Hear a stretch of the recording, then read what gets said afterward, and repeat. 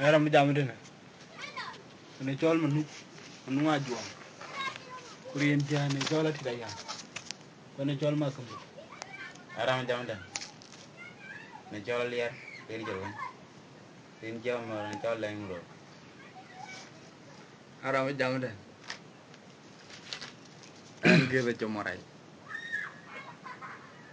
karin ko wa ren ro aleng ro wa ti da yang Japan di dene chol di nga nyai tan we eran kedan eran chola diar bola ngadia ani chol jumale ani chol di nga nyai ni chol ragu dinga wa baja pinge ka chiega yanga bi wa ping tan dia ka ga abela te ko gubu ina kuina ku ga kang bela dong wa baja pinge lung magir wa ga mu bera ga ma po miniro wa kan wi do de gal na kwaje ogaro jatie udunya na kamar pori kuma mir tuong magwanya kai kutombe yewiru jade jumali kwa jung dari adol machar kulon yara gwing nyalwa akutuong bunga kol achwon mariare ki widit po the kolorom yelun magir paga mubira gama po Miniro wa kan wido rejagal lana kwaji ugaru jatie udunya na kamar pori kuma mir tuong magwanya kai kutombe yewiru jade jumali kwa jong dari adol machar kulon yara gwing nyalwa akutuong bunga kol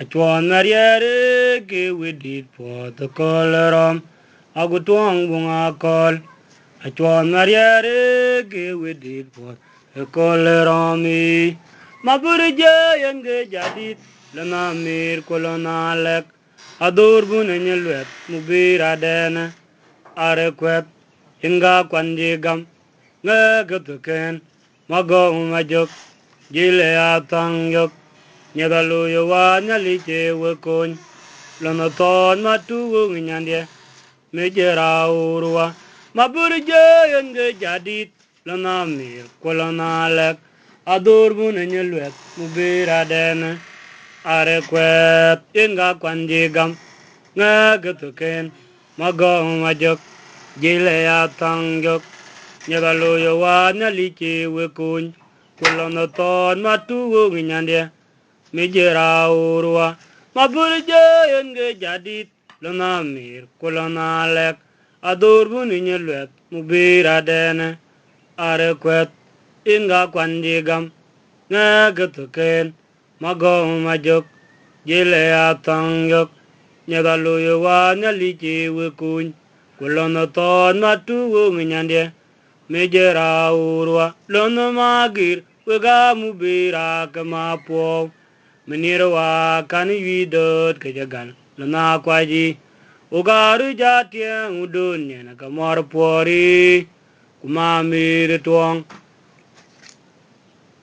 magwanya kai kutombe yewiru jade jumali kwa jong dari adol machar kulon yara gwig nyalwa akutuong bunga kol achwon mariere ki widit pot the kolorom Agutuang bunga kol achwon mariere ki widit pot the kolerami maburje yenge jadit lana mir kolona lek adur bunanyelwet mubira dene are kwet inga kwanjigam ngegatuken magong majok jile atang yok nyedalu yawa nyaliche wekun kolona ton matugu nyandye mejera urwa Mariara kumtu ngamuga weleni wit angwani gachu ngwaru rwi bai tongkulo nakech inchatu ke chuti maru por kutombe majang manum ngot kulo nachul machadi de chani gayan piat kwen achidit Adam changa gura miri awa puamiat. Kalon ton majak manungot kulu nachul. Machadi te chani ni gayan piap kwe na chedit. Adam changa gura miri awa puamiat. Kalon ton akenya jwa kubidi da walani. Kokorpo wachu yoga manitut. Malik tilga machonowa. Majogalot mawo mgwa gudul. Makol guton juet kolonelwel. Dagi po ganang maker. Oke na juang kubidi da walani. Kokorpo chuyo gamanitut. Malik tilga machonowa. Majogalot mawo mgwa gudul. Makol guton juet kolonelwel. Dagi po ganang maker. Akenya juang kubidi da walani. Kokorpo wachu yoga manitut. Malik tilga machonowa. Majogalot mawo mgwa gudul. Makol kuton juet kolonelwel. Dagi po ganang maker. Mariara kumtu ngamuga weleni wit. Angwene kachu ngairo rwe bai tangku lonokech. Incha toke chuti marupor kutombe. Majang manungot kulo nachul. Machadi te chani ni gayan piat kwe na chedit. Adam changa gura mere awa puamiat. Kalonoton majak manungot kulo nachul. Machadi te chani ni gayan piat kwe na chedit. Adam changa gura mere awa puamiat. Kalonoton akenya juang kubidi da walani. Kokorpo wachu yoga manitut. Malik tilga machonowa. Majogalot mawo mgwa gudol. Makol guton juet kolonelwel. Dagi po ganang maker. Akenya juang kubidi da walani. Kokorpo chu yoga manitut. Malik tilga machonowa. Majogalot mawo mgwa gudol. Makol guton juet kolonelwel. Dagi po ganang maker. Tongare mulen diai. Kumane toy godong po we kumajong gok manyen kwaji. Alay umrore yipare ngalen. Kubangyen akumtong kulon mayan. Mare ngalon ajar antien ayang. Waganong ep. Atunli makurwa kwa oi porwa. Kukwa nyawan lonalwel. Dare tumo dinga nyaw dayang den. Au kaya video baya gwareten. Mararayuman. Tang dia da cetong gi chammi anong mamir. Kuto ngare mulen diai. Kumanya tot kudong po we kumajong gok manyen kwaji. Alay umrore yipare ngalan. Kubangyan akumtung kulon mayan. Mare ngalon ajar antien ayang wakanong ep. Atunli makurwa kwa oi porwa. Kukwa nyawan lonalwel. Dare tumo dinga nyaw dayang den. Au kaya video baya gwareten. Mararayuman. Tang dia da cetong gi chammi anong mami. Au kaya video baya gwareten. Mararayuman. Tang dia da cetong gi chammi anong mamir. Modula nong nyeti chi koyriot. Yinaya ngon mi jero Lone maja kacek. Tiang gidaro ra oiton. Nang rani dia tak aku bewi da kenya mabar. Acira na pot. Kuka bicut gop. Para makol. Anace tiari juliana met. Mulian maduluwa. Makwany mamir. Kulone nyangur yanguwa. Dulando nyati chi koryot. Yinaya ngon mi jero Lone maja kacek. Tiang gidaro ra oiton. Nang rani dia tak aku bewi da kenya mabar. Acira na pot. Kuka bicut gop. Bara makol. Anace tiari juliana met. Mulian maduluwa. ma kwany ma mir kulona nyangur yangwa to ngare mulen diai kumanye tot kudong po we kuma jangogok manyen kwaji ala yurore yupare ngalen kubangena kumtung kulona mayan mare ngalona ajer ramtena yang wakanongep atuli makurwa kwa waiporwa kukwa nyawan lona lwel tari tungo dinga nyaw dayang den au kaya bidiu baye gwaratan marora yuman tang diet ache tongi chamni anong mamir au kaya bidiu baye gwaraban marora yuman tang diet ache tongi chamni anong mamir madula nong nyeti chi koyriot Yinaya ngomi jirowalan lome maja kachek tiangedaro rawaiton nong rani diatak agube yuida kenyi mabar achirana pot kuwa bichwet gop para makol anachetiar chulyanamit ulyan madulowa makwany mamir kulone nyangur yangowa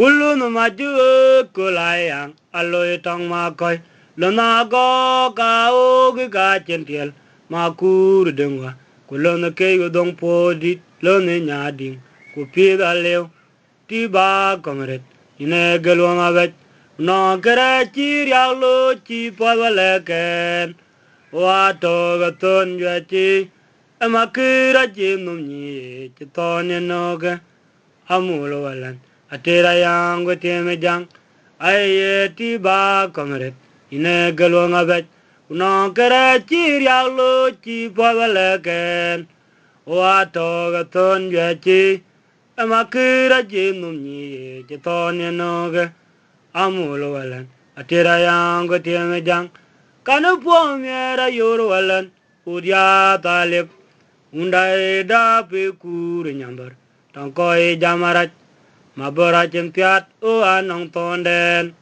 dam to bil budwo alek dolye ijaro lana mirwa magwedi ramandal kanu po miera yoro walan udia dalek undai da pe kur nyambar tangkoi jamarat mabora chempiat o anong tonden dam to bil budwo alek dole ijaro lana mirwa magwedi ramandal kullu no maju kulayang aloy tong makoy lana go ka o ga nong pot makur dengtiel kullu no ke dong podi lone nyading ku pida lew ti ba komret ine galong abet no kere chir yalo chi pawaleken wato ton yachi amakira jinum ni chitone noge amulo walan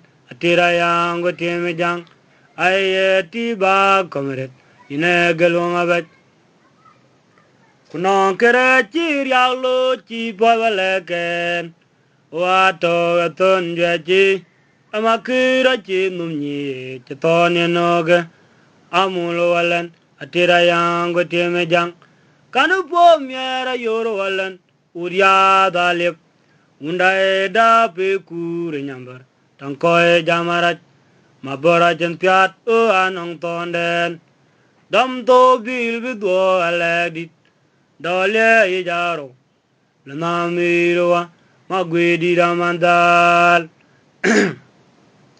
Changa gura mero lene peria gariar kubiore kit maturi itang adolo wai mariar nyandie kenbeg mayam agura mor anatung puo gecher kuma warkanya cewa kuma jo makur mariara biori nangapo gama jong nari ye changa gura mero lene keria gariar biore kit maturi itango adolo wai mariar nyandie kenbeg mayam aguramor anatung bo gecher kuma warkanya cewa kuma jong makur Mariara biori nanga poga majonganwer. Dunero de leito no kor. Lana kwachurta lana dul. Adurbuna torotaj.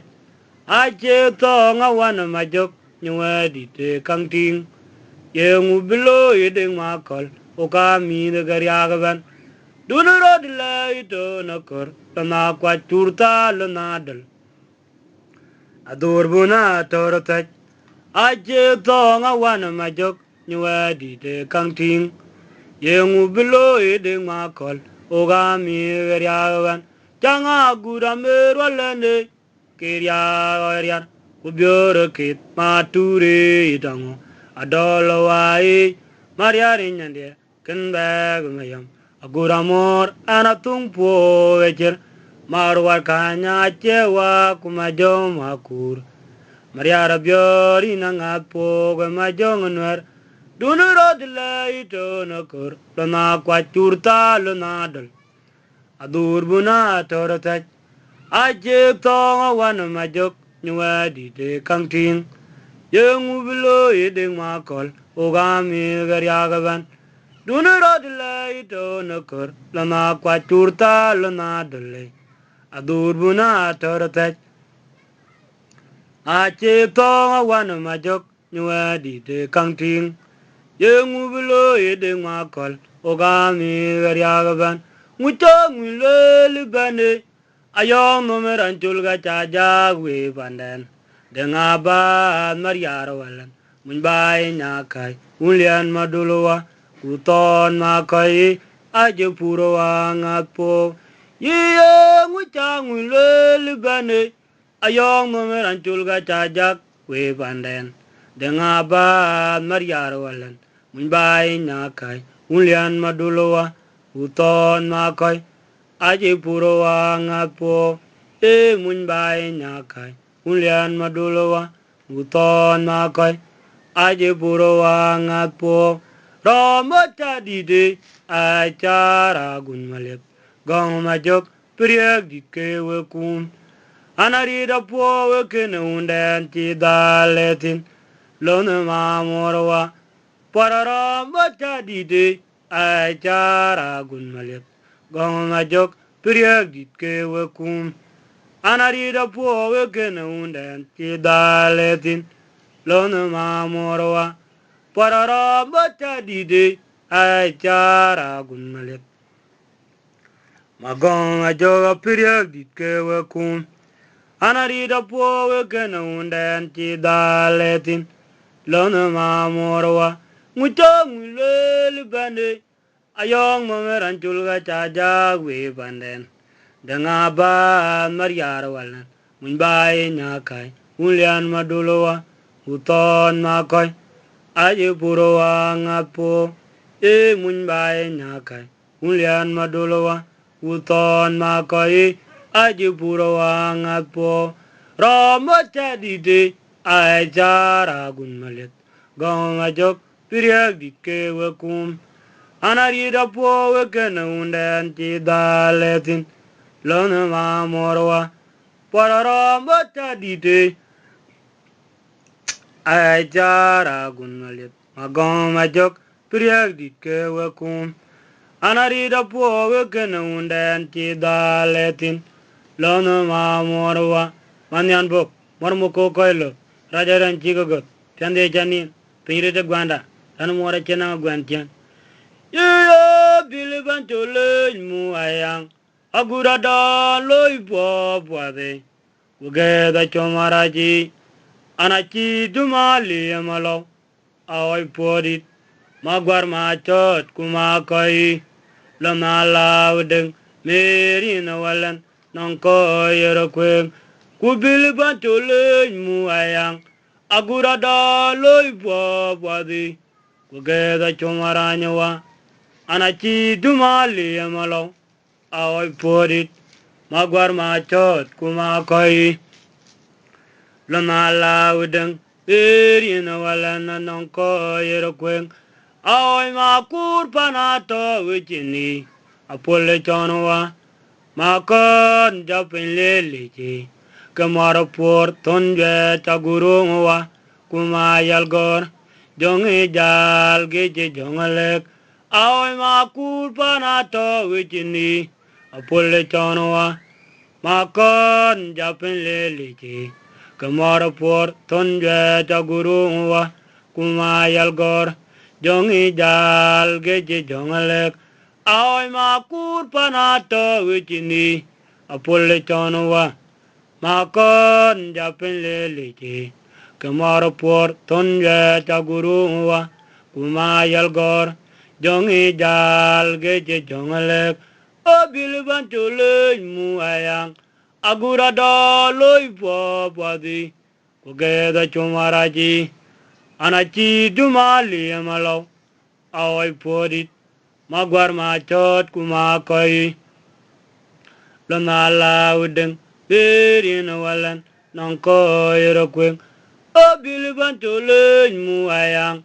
agura do loy po padi ko geda chumaranywa anachi dumali malo aoy podit magwar ma chot kuma koi luna lauden verin walan non ko yero kwen anachi dumali malo aoy podit magwar ma chot kuma koi luna lauden verin walan non ko yero kwen aoy ma kurpa na to wichini apole chonwa ma kon japin lelichi kamara por tonje chagurunwa kuma yalgor jongi jal geje jongalek aoy ma kurpa na to wichini apole chonwa ma kon japin lelichi kamara por tonje chagurunwa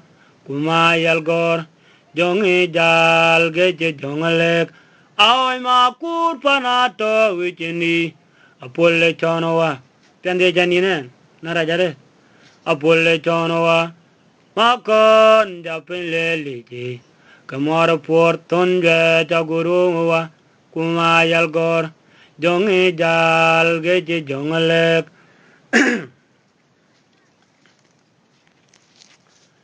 yo kon malomu wayang deni kubada makura kich kamera nyande kwa jong der saidi da tag ye yolet bugelware mut atung tong walan ade buorowa kwa guramor adoma kwa mariarawa aye kon malomu wayang deni kubada makura kich kamera nyande kwa jong der saidi da tag ye yolet bugelware mut atung tong walan adabuorwa kwa guramor adoma kwa mariarawa anaja chinya iwe kot lambi wegla dingyak amwe wot lana jero walan kwa ja jero de gamit yenyerir yendi ya bele nyama kwe atung lewa ugi ke panter oi tangiri che tangamu matoga ubai lana kwanyawa anaja chinya iwe kot lambi wegla dingyak amwe wot lana jero walan Kata choro de gamit ye nyarer yoni ya bele nyama kwe aton lewa uki panter oi tangiri che tangamu matoga ubai lana konwa aye akon malowa mu wayang dende kubada makura ki kamera nyande kwa jong der saidi da tag ye yolit bugelwar mut atong tong walan adabuorwa kwa guramor adoma kwa mariarawa anaja chinya iwe kot lambi wegla dingyak amwe wot lana jero walan kaja choro de gamit inyarer yoni ya bele nyama kwe atong lewa uki panter oi tangiri che tangamu matoga ubai lana konwa pondu ngadi dero landi macai dit kwa jung der luna kwa amwayang roti che unjenyo araji ayena koi dol unda na jepabi ya buat ku wila waitoni di ku eto ayaman yang den gawako ku tonju ngadi derwalandi macai dit kwa junde luna kwa amwayang lutije unjanyo araji ayena koidol unda na jepabi ya buat ku wila waitoni ku eto ayaman yang den gawako wi wala man go ponokor kaya o kwelamat tong ma ju chi jon ma chonwa a jot yen merit we ga ja do di la ba yo gu mare ngan de ko tia wa yang le to ji gi den a jung ma le ye ja guru wa wala man go ponokor kaya o kwelamat tong ma ju chi jon ma chonwa a jot yen merit awega jadwo di la ba yo gu mare nganyande ko tiam wa yang le to ji gi den a jung male ji ja guru wa wala man wo onokor ka ja u kwe da mat to ma ju ji jon ma chon wa a jot yen me yerieti awega jadwo di la ba yo gu mare nganyande ko tiam wa yang le to ji ki den a jong ale che ja guru wa a di der olendi ta dit kwa jong de lu na kwa am wa yang lu ti je un de nyo araji ayena ko dol unda na je po ya po ku we la wa ton di ti ku we to ayaman yang den go wa ko wi la jaman ton jet ko ja u kwe ga mat tung ma ju chi jon ma chon wa a jo jen me yeret a we a ja do di la ba yo gu ma re ngan de ko tia ma yang le to ji ki den a jung ma le ye ja guru wa gong ma ju wa o gi ti ma yang den ka ma lo ke we ya pi ge mi ka le a chwan we a cho bi wa ro mi kan di ai ra kir ya ping anem rot anong ran nyeriak tere ke wejon ai ran nyeriak tere ke wejon ton je cha che wa mo getin tong ria oi mariar madul ga yo ma jo guramir gong ma juwa ogiti ma yang den kamalu ke wer ya ping mit kalyap a chwan we achobi guwaro mikani ai rankir ya ping anemrot anong ran nyeriak tere ke wejon ton jwe ja che wa mo getin tong ria oi mariar madul gayom ajo guramir anare rotuinumi ayang den gemagwarwa awil ka koi kek mo getin gwa ba yok tom bil banjul yang den gebe dit kumatyai kusara ekeden anara rotuinumi ayang den gemagwarwa awil ka koi kek mo getin gwa ba yok tom bil banjul yang den gebe dit kumatyai kusara ekeden magong majuwa pogiti ma yang den kamaluj kewer ya pinge mit kalyap achwen wek achobi waro mikandi ay rankir ya pinge ganemrot anong ran nyeriak tere ke wejon aton jwe cha che wa mogetin tong ya oi mariar madul gayom ma jo guramir ai rankir ya ping anemrot ai ran nyeriak tere ke wejon ton jwe ja che wa mogetin tong ya oi mariar madul gayom ma jo guramir anara rotuinumi ayang den kemagwarwa awil ka koi kek mogetin gwa ba yok tom bil banjul yang den igebe di kumatyai kusara ikeden kubera den uwe onokor ayang den lil kedite madulwa chen poriot oi por walan ai nguyen wo bi kor ga magwarwa tong ma jo ayang deni kubera den buwe onokor ayang den lil kediti madulwa chen poryo oi por walan ai nguyen wo bi kor ga magwarwa tong ma jo ayang den kamalu ai nguyen wo bi kor ga magwarwa tong ma jo ayang den kamalu alawe warindia adu ache kwa wi de la du kayena pogok yengabu war magong ma jowa buetiam u a kai dona oi por walan alawe warindia ya adu ache kwa lo yen la du kayena pogok yengabu war magong ma jowa buetiam o a kai dona oi por walan alawe warindia adu ache kwa wi de la du kayena pogok yengabu war magong ma jowa buetiam o a kai dona oi por walan kubera den buwe onokor ayang den lil kedite madulwa gachen poryo oi por walan ai nguyen wo bi kor ga magwarwa tong ma jo ayang den ni akwa gi yen wo bi kor ga magwarwa tong ma jo ayang den kamalu lawe warindia adu ache kwa wi den la du kayena pogok yengabu war magong ma jowa buetiam o a kai duana oi por wala alawe warindia ya adu ache kwa wi den la du kayena pogok yengabu war magong ma jowa buetiam o a kai duana oi por walan manyan bo marmuko koilo rajaran chigagot piande chanin pinrete gwanda tan mora chena gwanchen pun warantin tan e pun atira yanga warantin kwana rargatik araga gida chumara araga la imron kuyina ga tira yara no pun ana jala diar bolanga dia kichi diar ga barado mana kage